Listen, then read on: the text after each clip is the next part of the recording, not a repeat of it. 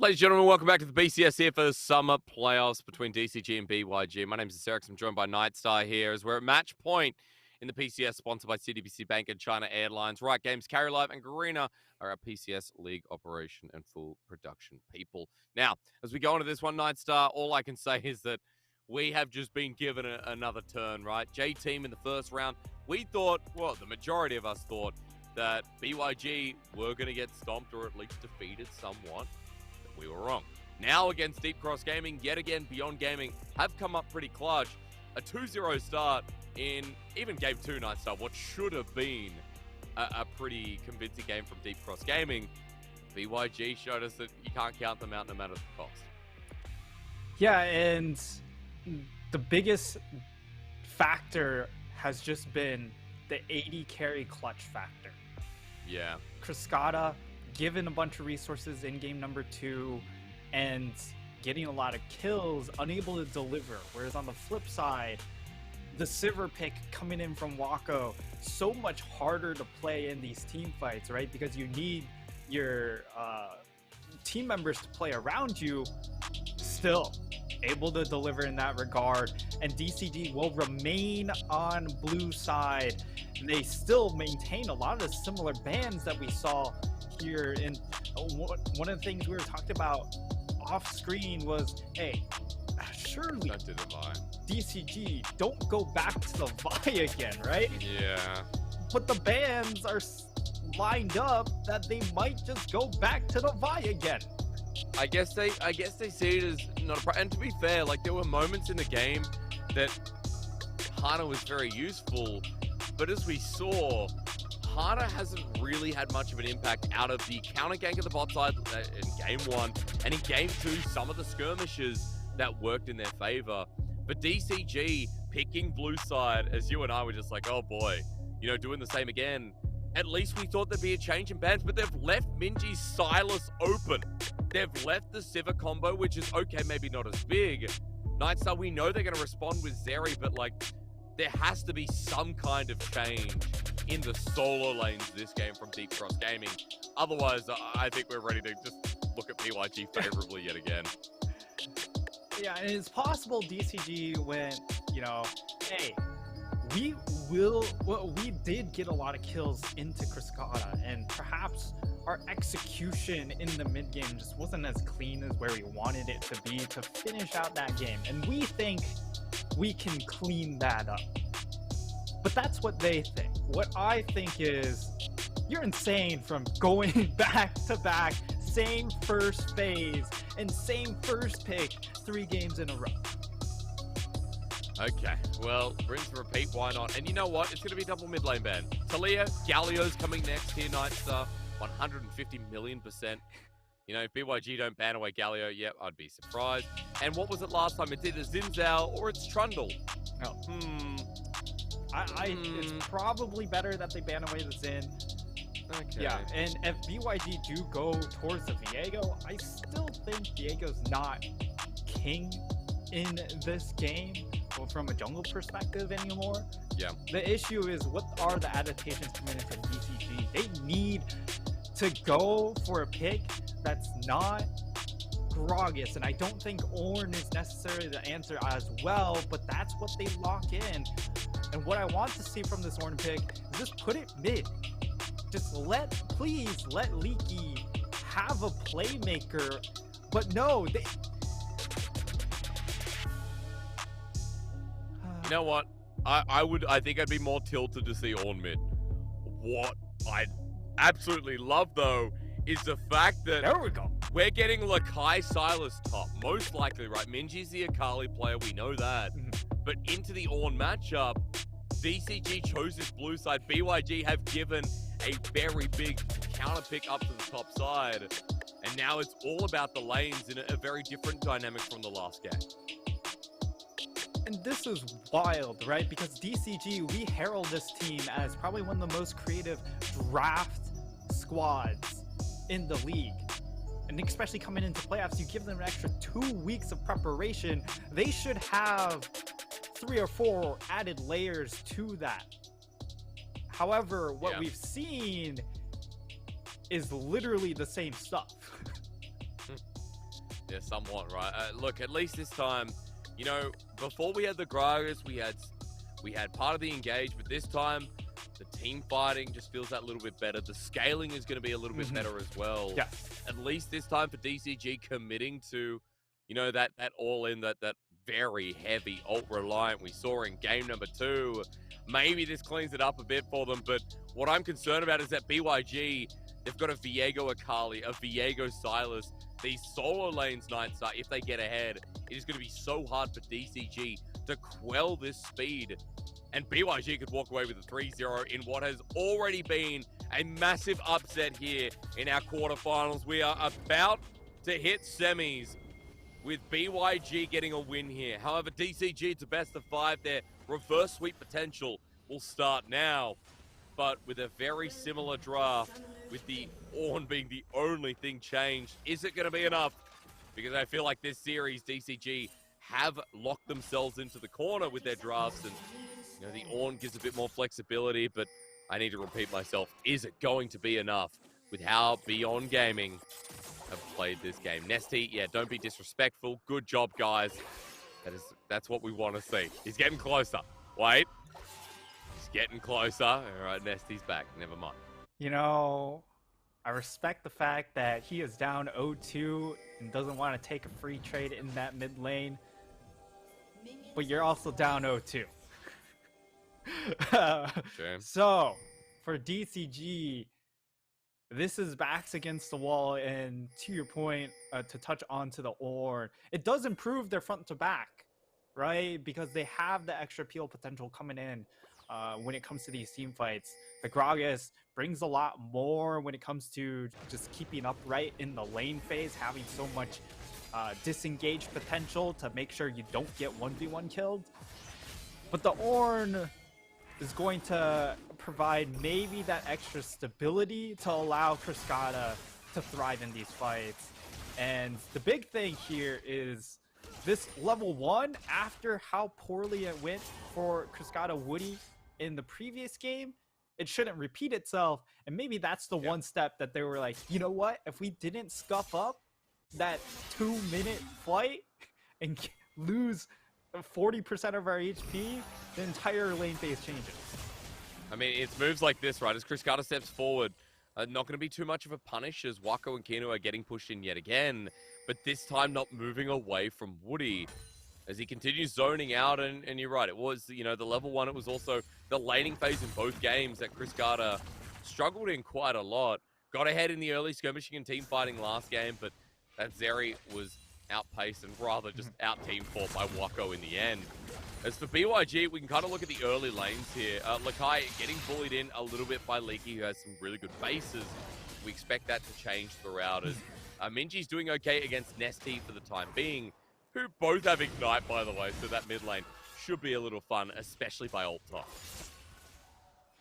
And Leaky has really just shown a ton of diversity in his pool recently after essentially looking like a Gnar one trick throughout the entire split, right? As we might see a setup coming in from Hana. Doesn't? Okay, we'll spot it out eventually. And that will deter any action in this mid lane.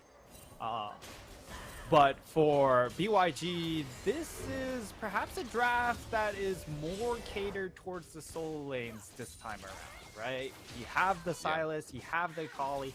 Maybe Husha turns his attention towards these lanes a little bit more than before, or it's mostly about, hey, saying, you know, I know DCG, they're just going to keep trying to batter this bot lane again and again because they haven't changed their drafts. Why are they going to change their approach to the game? I feel like for DCG, you know, we see similarities in this game with Beyond, though. We've got very ult-reliant comp, but I think for BYG, you know, Lakai, Minji, when they get level 6, it's going to be about if Minji can move his way out of lane, join some of these skirmishes in River, whether it's Dragon or Herald, but can he get out of lane? That's going to be the biggest thing. Bolt Breaker there. Shuriken Flip, no, he goes into the mist, but he's been hit down pretty heavily as he runs on out. The Shuriken Flip finally there, but Nesty and Hana have priority while Hooch is going to get invaded on simply because of the health difference. And that is one way for the side of DCG to perhaps limit BYG in this early game, is just get waves shoving and then invade and just keep track of Husha. Make sure he doesn't get to go past the river, because for the most part, when it comes to invading, Husha's been the one to call out these invades. He's been the one in DCG's jungle nonstop, and Hana hasn't really had much of a say. His best plays were attacking BYG over aggressing into his half of the map. Always the counterpunch in the bottom lane that we talked about. Husha was trying to get down bot behind Chris Carter and Woody, but what I love is that he's been so patient. Chris Carter and Woody think, oh, he's moving away. He's bought himself some time. Chris Carter and Woody, oh, this is the wave's going to be janky. Good. It's really not. So, Wako, he spotted out. He just went over the wall. Husha spotted out a second time, actually, as Chris Carter and Woody saw him in the lane before. But, you know, much better lane this time from the two of them. Feels like they're a lot more aware when in the first two games, awareness was definitely an issue. Yeah, and you can see the clear difference because of that, right? You're starting back-to-back call, but this time you are up double-digit CS in this bottom lane because now you're able to leverage the fact that you're running double range into a Leona. And I guess they really think that, hey, that first trade doomed the rest of the game. Now we don't essentially give away that level 1. Now we actually can leverage our compositional difference in this bot side. Actually having a lane Husha here, though. There's the counter gank. Kino flashes on in, but not getting the Zenith blade. Hana has himself the Bolt Breaker, and Minji's coming in, though. Minji with level 6. Look at the angling here of Nesty. As Beyond getting moved to a choke. He has his flash, he has his ulti, and Kino over the wall. Ultra-shock blaze, a fate sealed, and Nesty gets first blood. Very, very clean execution coming in from the side of DCG, and this is the real consequence. They get their first dragon on the table, and it's before 7 minutes. What a massive change in the impact of the early game coming in from DCG this time around. And I mean, this is such a cleaner start, and now Cascada emboldened because he has numbers advantage.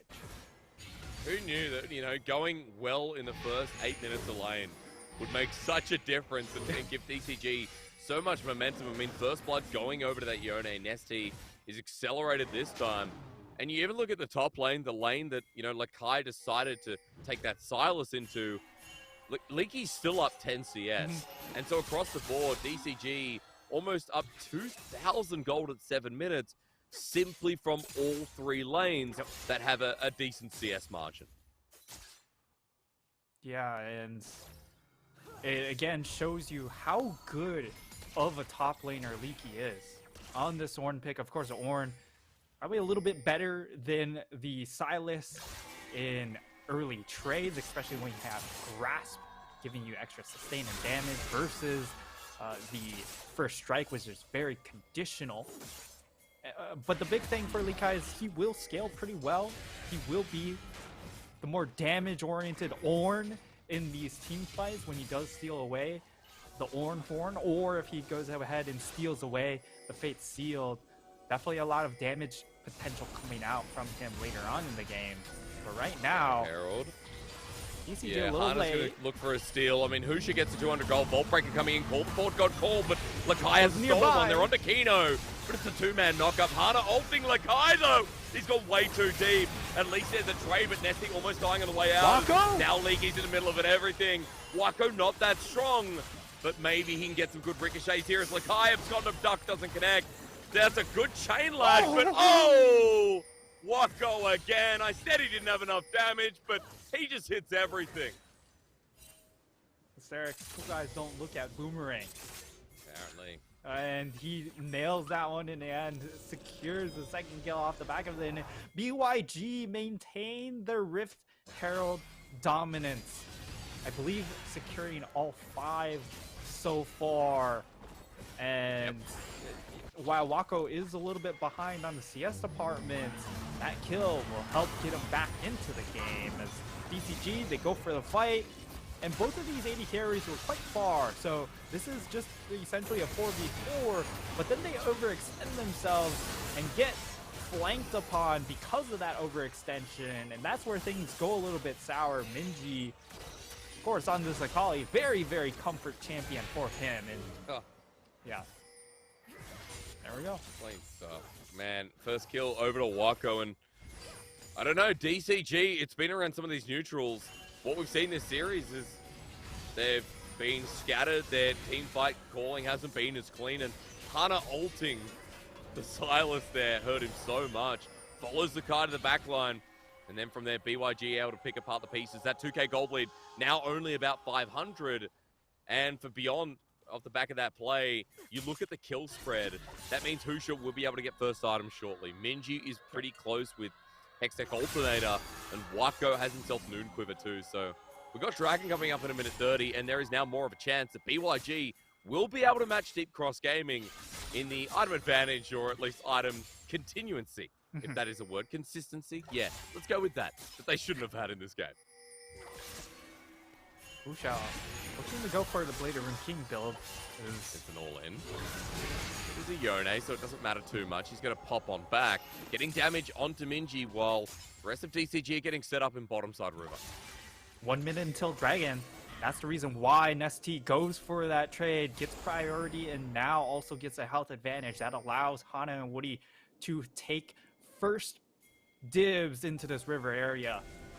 If they're able to sweep out some of this ward coverage, it does become a lot harder for BYG to make their way back into this area. They've got a whole lot of melees and not necessarily a ton of durability at the moment. But I would be worried here because Leaky doesn't have teleport. If Lakai decides to join in, if Lakai comes down, Beyond Gaming will have numbers advantage, so 30 seconds to find out what Leaky does. Because the laning phase might be going his way, but Lakai should have an ulti to steal shortly, or at least find one on his entrance in. And that's why Leaky's playing super far forward.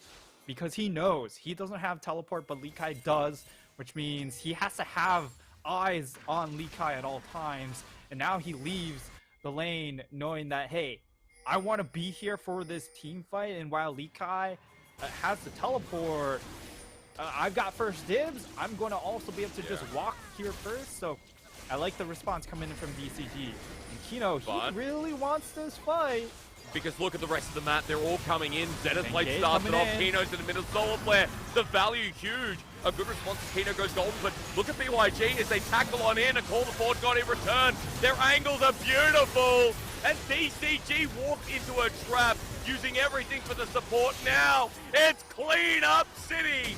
No one expected Beyond Gaming to be this competitive, to be this big.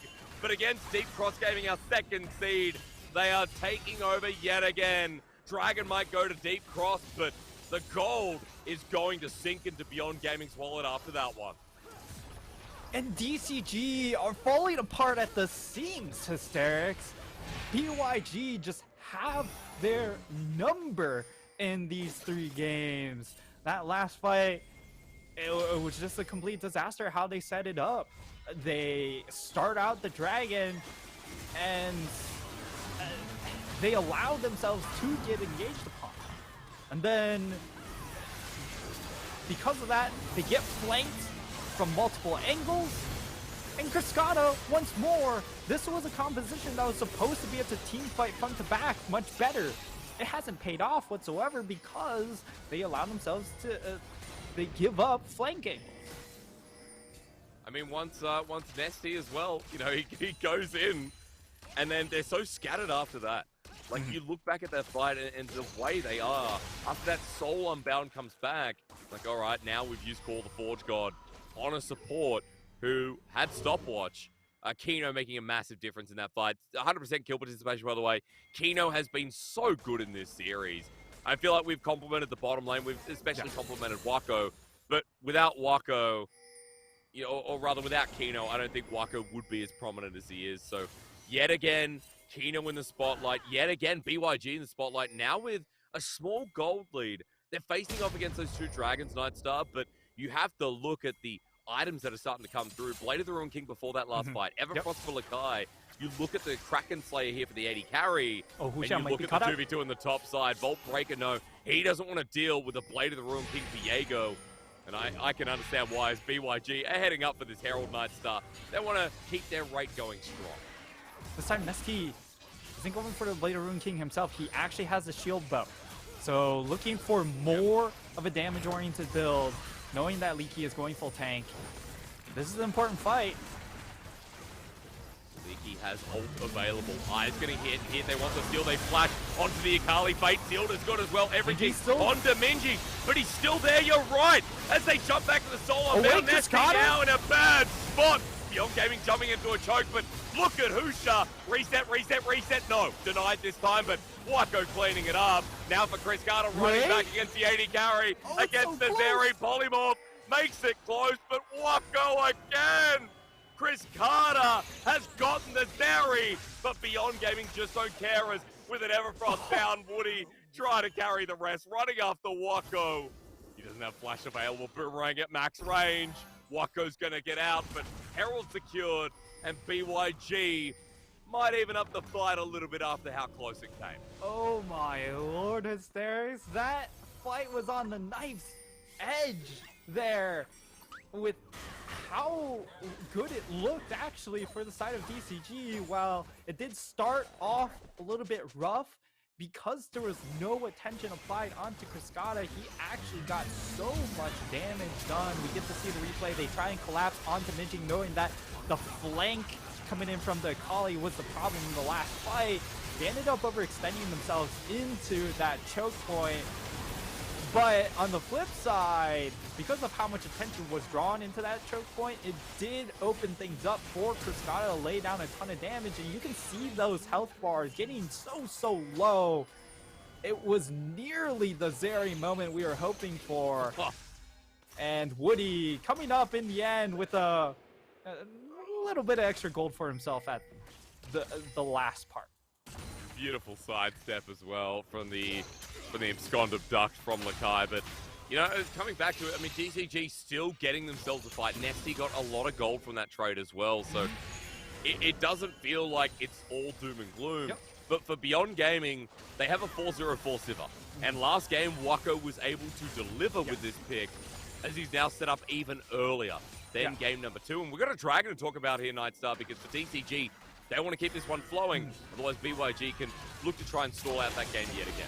The big thing here coming into this fight is the fact that Nesty, because he's building more damage, he will have the opportunity to one-tap one of these carries this time around instead of mostly being the setup man. Now with this Rift Herald, they will get priority, and that means they own the choke control here on the map. It will be very difficult for DCG to contest their third dragon, but because they got the first two, this alleviates some of the pressure. Minji was spotted out. He got the Scryer's Bloom. A little bit unfortunate as Nesty tries to pop over the wall. They want the pick on the Akali, but look, they're separated. They're all separated. Call the Forge God doesn't work out, though. Beyond Gaming moved back to the Dragon as Leaky's ulti now comes through. It's onto Wako, but he spell shields a good bit of damage out to the tank as Nesty still zones out. They're so threatened by Minji's Akali here. as Beyond Gaming now have the whole of DCG in front of them. Minji now has a bit of spaces. Solar Flare comes on through, but the Vault Breaker in, the steal, no. It goes to Beyond Gaming, but now for DCG to have to get out of Minji's angle. He kites on back, the ulti from Hana again. This Vi not working out as Unleashed is Wako, and DCG losing their jungler, losing the dragon, and losing a semblance of hope yet again. Oh, it all goes wrong for the side of DCG. Hana goes in, doesn't find the smite, smites too early, loses his nerve against Husha, and Husha once again delivering in this series. 3 games now where he has just made Hana look absolutely pedestrian. Yeah. See the replay here, he goes in, smites too early, and then, I mean, Minji just breaks his ankle, right? Goes in, Rocket Belt, so and then clean. Flips, pulls Hana away from his team, and DCG just say, yep, you can have him. I mean, for Hana, he's like, I'm probably going to die anyway. I guess he just altered, but, you know, Hana and the rest of DCG, right, they have been willing to first pick this Vi every single game. And as we were saying, the Vi really hasn't done much for the draft. What we've seen from DCG is the fact that they need more solid engage, you know, more frontline maybe, right? Like, because we're looking at this team playing Yone, playing Zeri, this time committing to full damage mid too, as you were pointing out earlier. And it just feels like that DCG, when we talked about their drafts being some of the best all split, are kind of dropping short of the hurdle with their debut here in playoffs in the PCS against a team that already deconstructed J-Team and now might be on the border of doing the same to DCG if they can push past this stagnation of Gold League. For DCG, they're getting pretty feisty up in this top half of the map. Pretty deep in the jungle. Trying to carve out a little bit of safety for Nesty to crash that wave up in the top side, but on the flip side, DCG they're playing 2 lanes, BYG are playing 3. So they are getting more gold into their pockets and EXP more importantly. So DCG, they're kind of playing on a timer. Okay, wait for the ward, Hana. Not going to get caught out here. And, you know, further to your point, Nightstar, they can do that because Wako has insane wave clear. It's a 2-item Sivir here. And even against this Ornn, you look at the ricochets. It's just good damage. And the wave immediately gone. BYG have 1 pushing in. 5 members hovering around for DCG. Bot is pushing in. Top is now being hit by Minji. And Beyond Gaming get more vision control because of it as Hana. Ulting again! So damn deep. Solar Flare gets him, but at least Nesty's with him this time as Husha buys time, but Minji on the flank. Hana, what was that as Minji jumps on in? Mr. Kali wants to go to semi-finals for the first time. BYG with this new roster are looking to take down the 2nd seed and make a statement here in this quarters. All right. I know we didn't put score prediction, but surely no one said 3-0 for the side of BYG. True. Look, you know, I'm not going to speak on behalf of Hana, right? You know, I've been in the team with him for a year. But Clement Chu I've worked with for a hell of a long time. And I know Clement, he didn't pick 3-0. He would have said 3-1 or 3-2. So unless he messages me right now, I'm not clearing his name because there's no one that could have seen this level of dominance coming as, dude, Hana is just pressing the R button like he's a kid in a candy store. Man. I just have to remind everyone, those of you watching at home, those of you that didn't watch the pick and ban phase. 3 games of Vi from the side of DCG on blue side. They picked it first pick, back to back to back. When they went ahead, banned away something like Wukong, which Wukong in this game, again, with the style that DCG are playing, they're just playing a lot more for these team fights. The Wukong would have been brilliant in these instances. And they continue to fall back for this Vi pick. And once more, the Vi pick has not panned out. And look, we've got Baron now for BYG. Look at the gold lead that's come out of nowhere.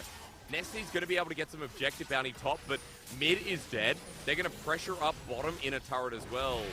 Nestie's not sticking around for top lane turret, and this second dragon for BYG is going to be taken.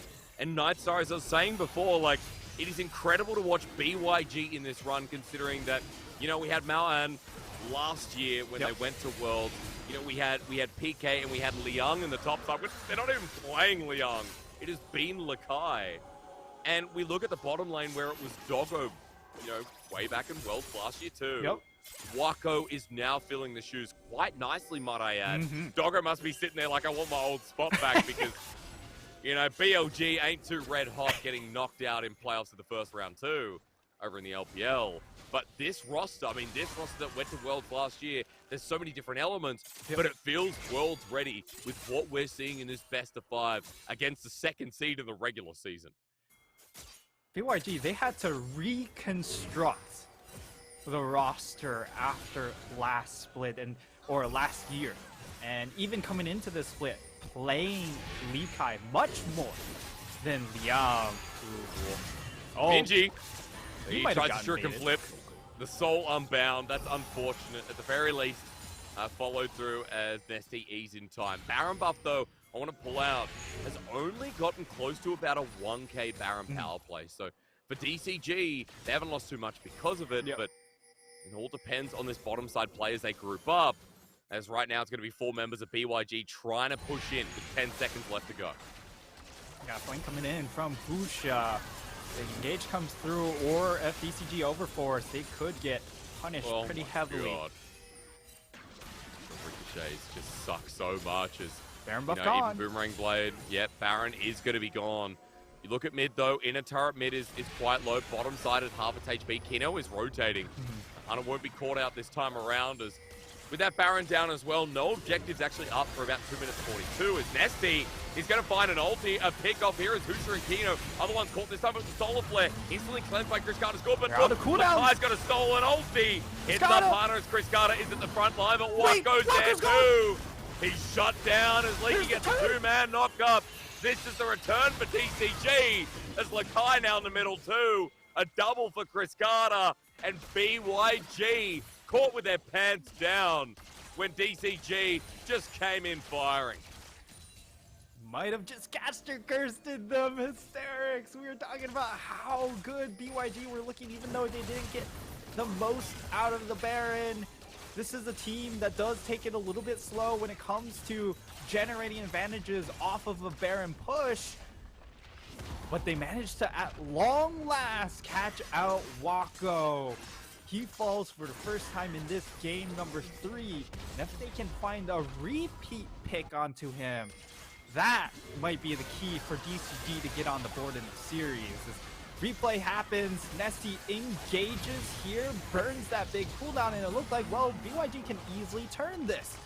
And so they try and go for the re-engage, but they're taking so much damage from this from Kriskata on this Zeri that by the time they finally approach Kriskata, they're all blinking health bars, and decided DCG take advantage of that and turn the fight.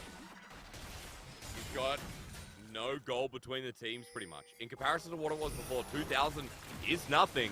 His objective bounty picked up like 4k just then for DCG before we went into the replay. So we talked a lot about this team, the front to back that is there as well with the Ornn now in the comp. The ornaments coming in as well with a 3-item Zeri for Chris Carter. So it does feel like this next Dragon fight could be everything with BYG not as far ahead as they once were, and especially since they're not the one with a hard tank like the Ornn. They've only got the Leona here, Nightstar, and it's going to be a hard ask of a pick-off maybe to see if they can bring the game back into what it was. And here's the thing. For the side of DCG, they actually have the advantage in stats because you look at the Dragon stats and what they're providing, BYG only have regen. That doesn't help you in the straight-up fight, whereas DCG have double combat dragons. This is a massive advantage, and because of the extra ornaments, they actually have more effective gold at this moment. So BYG, they have to be extremely careful with how they approach and take this next fight, because 28 minutes of the game, death timers are starting to stretch. They were going towards Baron because they wanted to make sure there was no vision there. DCG with an insanely fast Baron. BYG, of course, can't force that themselves. They've got pretty slow in comparison. Husha hovers around the side. There's a control ward in that brush. BYG are gearing up for this dragon in 10 seconds. Lakai steals away the Ornn ulti. Wako's wave clear as great as Ricochet's do mean something. With the instant wave clear, they now have priority yet again, but it's going to be about what Hana can do here on the Vice, setting up a Bolt Breaker. Leaky's ulti comes in, but Minji's angle is onto Chris Garner. It depends on him. Nesty's ulti misses too, and Lakai's ulti hits too. DCG moving to choke as Minji buys time, and the tank is down. Deep Cross Gaming just when you found a leg back in. Chris Garner flashing in. No! It's too early. Your team is down. Your tank is down. Deep Cross, that's got to sting yet again as Beyond Gaming are setting their attention to the rest. Lakai jumps in. Husha's back on in. Nightstar for a place in semifinals. Beyond Gaming with a new roster. They're going to try and end. 30 seconds still onto Nesty. That's their big team fight engage. Leaky will be up in 10, but I don't think they have enough damage. It really just comes down to clear out the minions. Well, he tried. Hana now ulting in, but it's all for old as the Kai comes in. Beyond Gaming replaced 3 members. They can't end. But now can't end the game. A new wave coming in. The death timer for Chris Garner's up and available. So the game will go on. But just like that, DCG throw what they brought back in. And now it feels like they're going to be losing the Dragon too. BYG, it does look like they're actually going to go ahead for the reset. And for the side of DCG, they don't actually know the full reset is coming out here. And BYG know, hey, we've got supers pushing in the mid lane. We can cash in on this additional gold, push our items even further than DCG. So even if they do come and contest for the Sex Dragon, we still have item advantage. And they'll go ahead and start this one up. For the side of DCG, it doesn't look like they're going to contest. Smart idea in this instance, because it is not the Dragon Soul for the side of BYG. And yeah, so DCG, again, the game's not over because of the heroics coming in from Hana, but it does feel like they're halfway into the grave. Not sure. Well, especially with 4 stasis or GA items for a ward. Hana's now launched on by Kino. Wako not going to get the range, but Solar Flare's great as Husha follows up. Hana getting out as Leaky's ulti does hit the choke. As you said, the Fate Seal's good, but look at Lakai's ulti in response. And Chris Garner is frontlining again! This 80 carry who we highlighted being such a good team fighter has once again let us down. DCG, that was disappointing, but what wasn't disappointing was the upset from Beyond Gaming against the second seed. Beyond, who were World representatives last year. Beyond, who replaced their roster and have come back in the BO5 strong. Now locking in semifinals, which means they're one step away from returning to World for 2022. Beyond Gaming, a brand new org 2 years ago, came in, went to Worlds in their first year, and now looking to do it back-to-back with a complete roster rebuild, pivoting away from the old guard of Liang in the top lane, bringing in a much younger top laner in Lee Kai. It took them a long while this split to make it work, but at long last, they found their footing. Boy, does this team look deadly. Dude, it just astounds me though. Beyond Gaming get all the credit for this.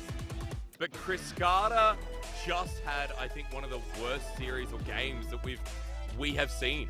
You know, throughout last game as well, on that Zeri, like, frontlining for some unknown reason. DCG, it was their skirmishing and team fighting that we talked up so much, their ability to really move around the map early game, and I think, you know, be one of the bloodier teams. But it's just so disappointing when we saw people like Nesty, who I think had a good series. Yes. You know, playing with people like Hana and Chris Carter, who really struggled to align with the rest of DCG. Like, there was no way DCG, after finding a comeback with a Yone, Zeri with an Ornn frontline, with better scaling and a better front to back, should have lost that game night. So I'm just baffled that 3-0 happened and that DCG were the makers of their fate in Game 2 and Game 3 for sure. Yeah, and Hysterics, the other thing to mention is the fact that when we look at the coaching staff of our top 6, many of us put DCG as probably the best coaching staff in our league.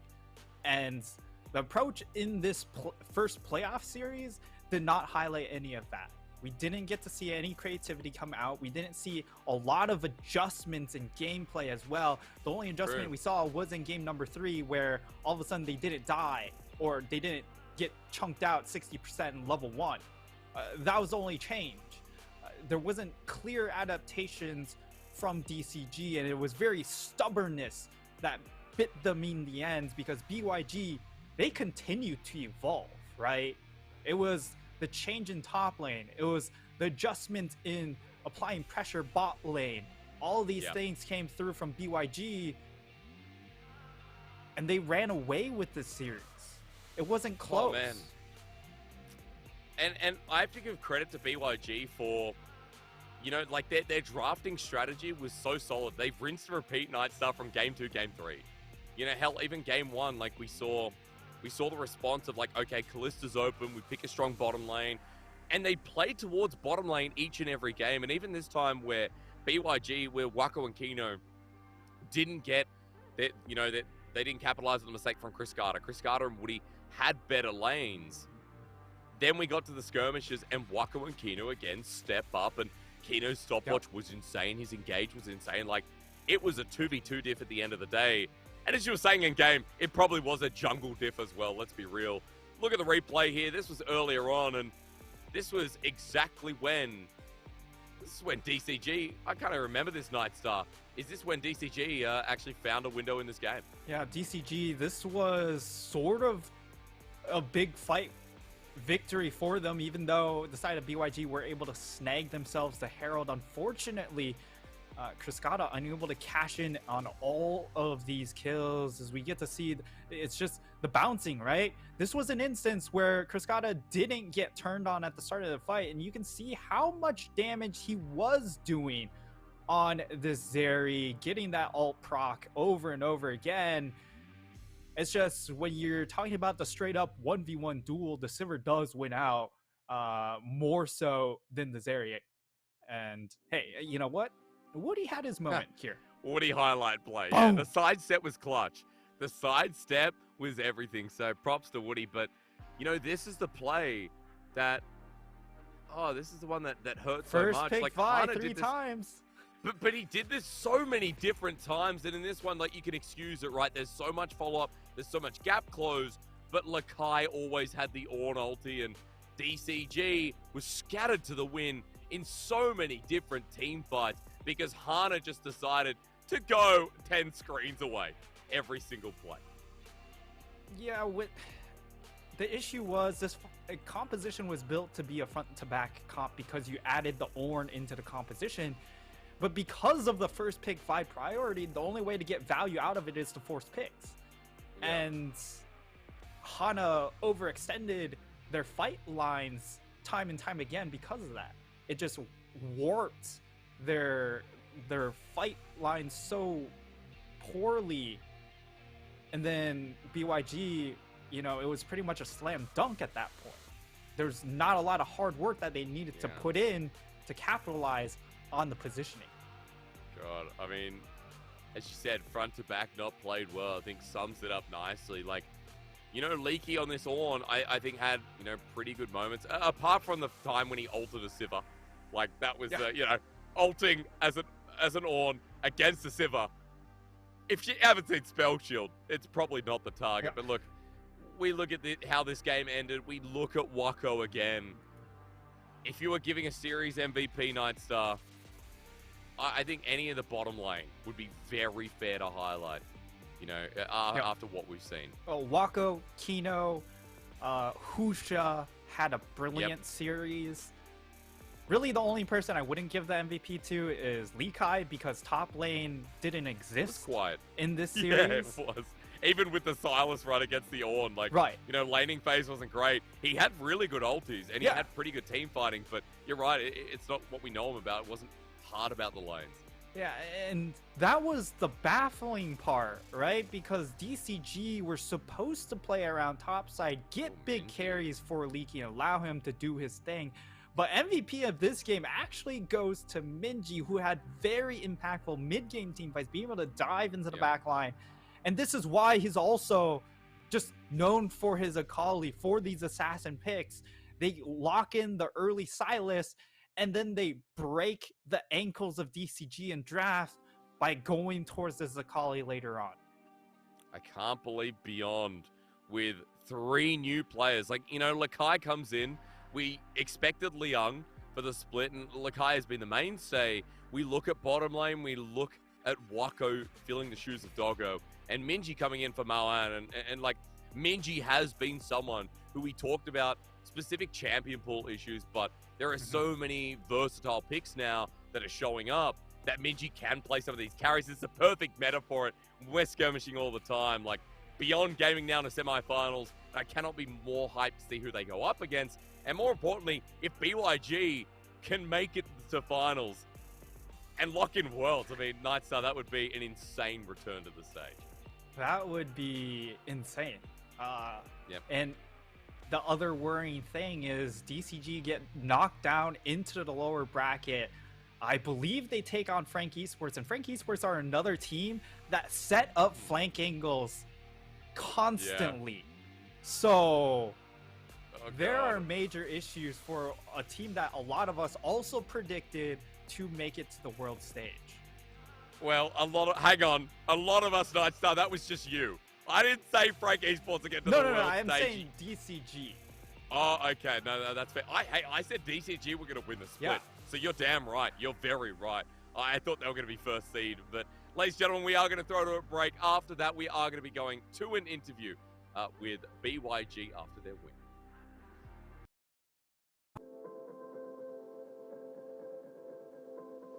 I got to know, what do I feel inside? I lose control, can't keep you off my mind. I gotta know, what did you do to me? Oh,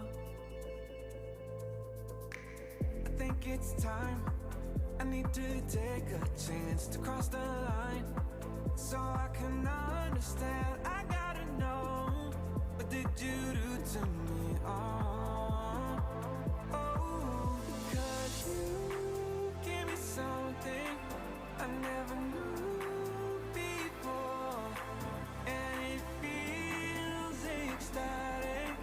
Give me more, give me more. When you call my name and we're all alone, when you hold me close, it's those silly little moments come and go, and they stay with me and make me feel like I'm alive.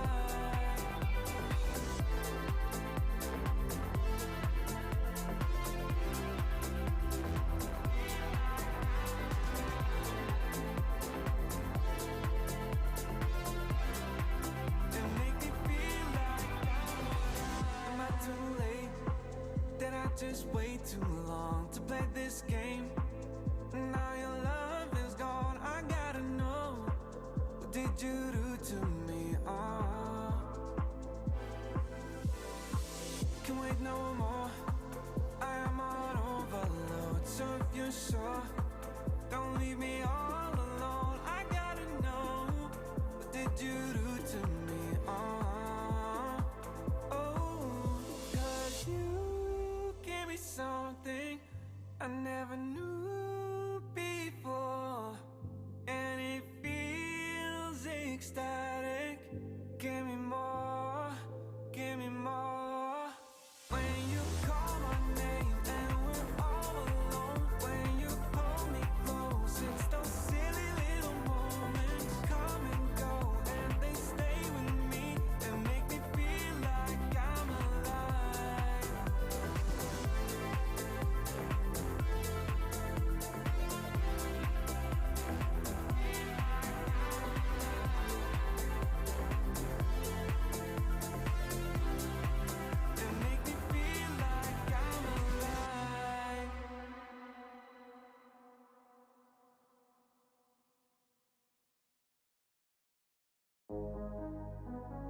Show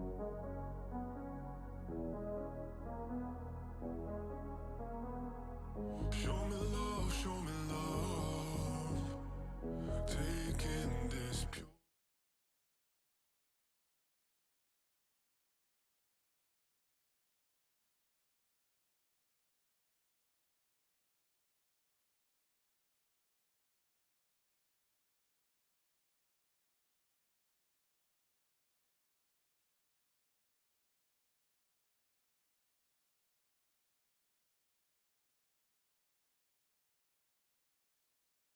Hello，欢迎来到赛后采访，我是主持人丽菊。首先，非常恭喜 BYG 拿下今天本场比赛。Hey guys, I'm Ray Richu. Welcome to the post-match winner interview. Today we have none other than BYG's AD carry Wako. Can you introduce yourself, please? 那今天邀请到了 AD 位的 Wako 选手来到采访席，先跟大家打个招呼吧。好，我是 BYG AD 挖矿。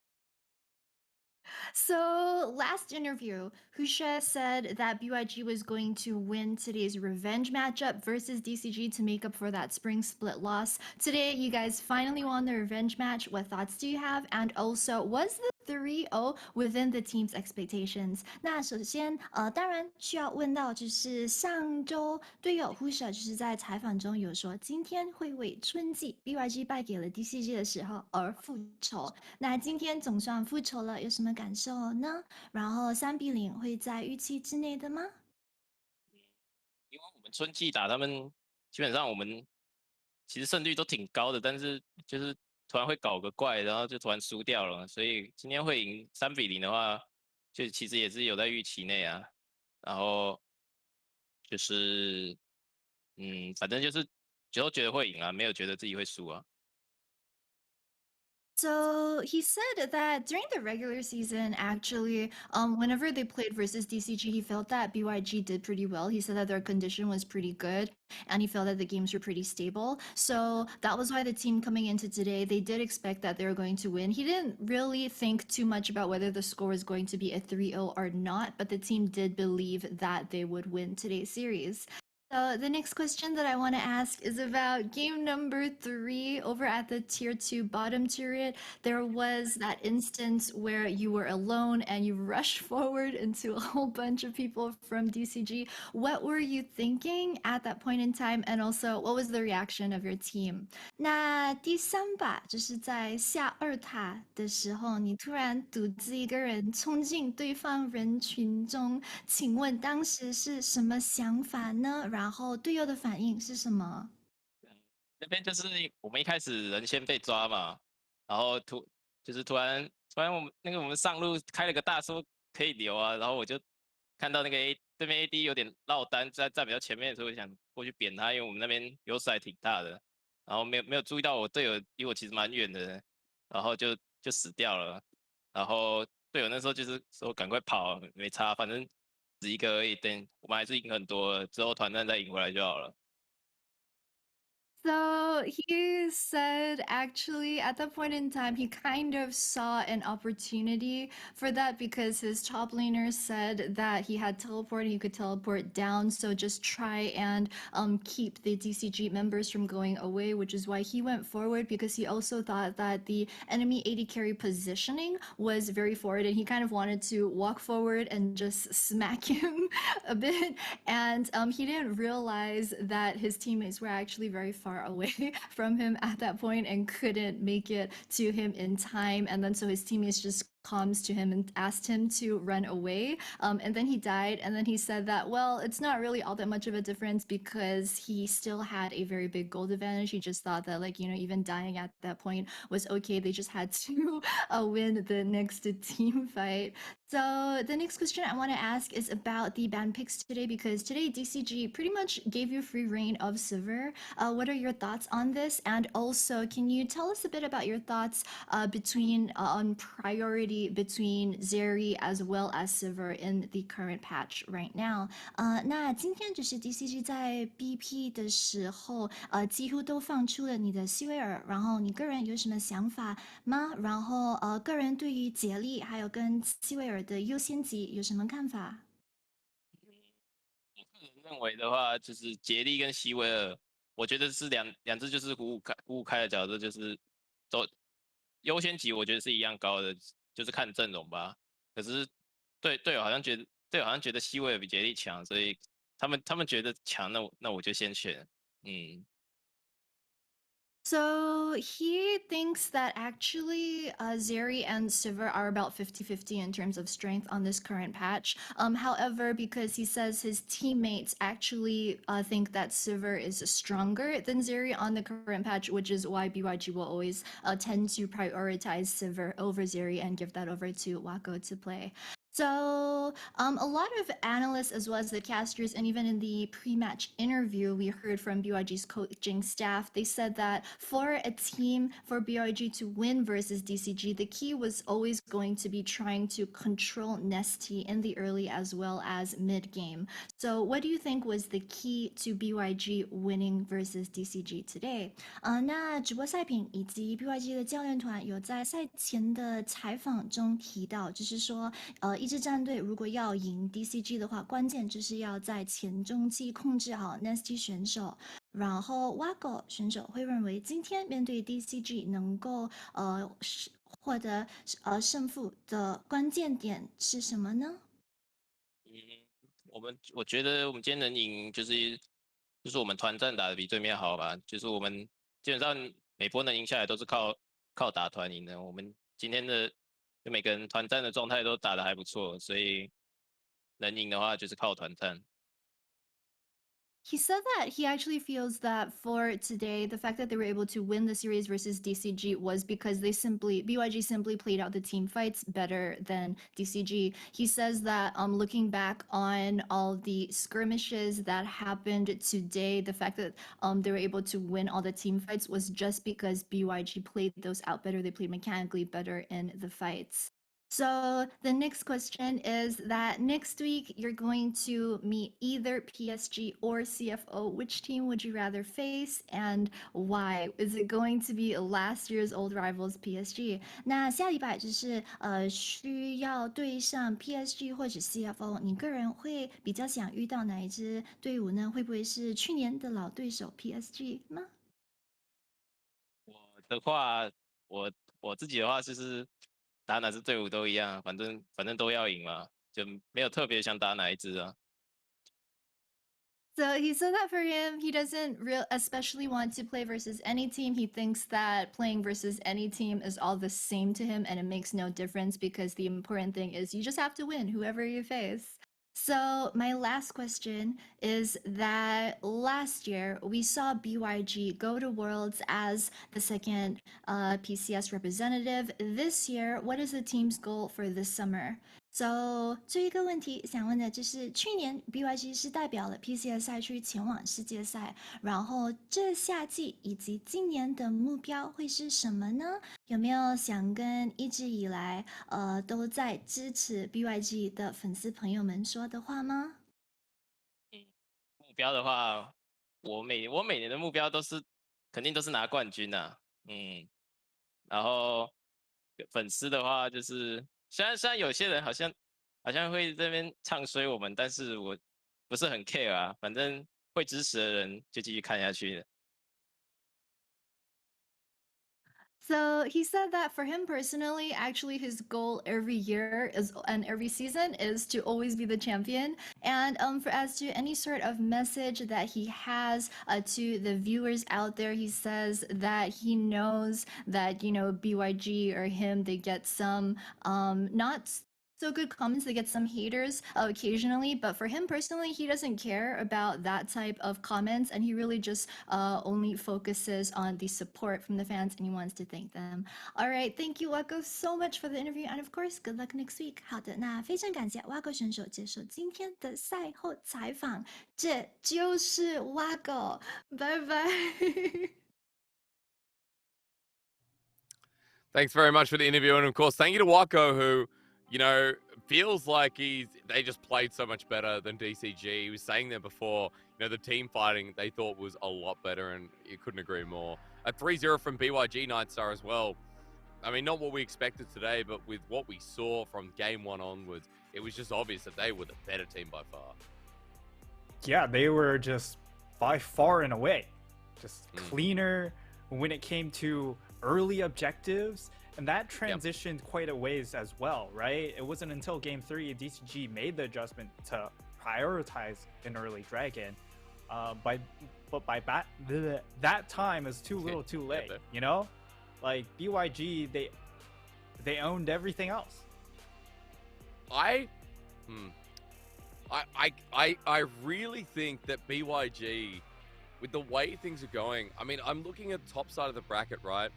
And we haven't seen PSG yet. Yes. And we know that PSG in the regular season, like, I feel like in a BO5, PSG are going to be a different beast. But CFO, how they played against Frank, I feel like BYG have a really good chance to even stay in the top side bracket. I don't know. Yeah. It's really hard to say, but I mean, with the way, like, we look at how, you know, J-Team played against BYG, we look at Frank Esports messing up a bit, DCG as well. The bottom side of the bracket looks a little bit weaker, and BYG, as we bring that up, you know, as we said before, they are into round 4, which is the semi-finals. Upper bracket semi-finals. Top 3. They're guaranteed. Guaranteed top 3, right? However, they want top 2 for Worlds Nightstar, as at least tomorrow we get to find out who's going to be joining them in that semi-finals.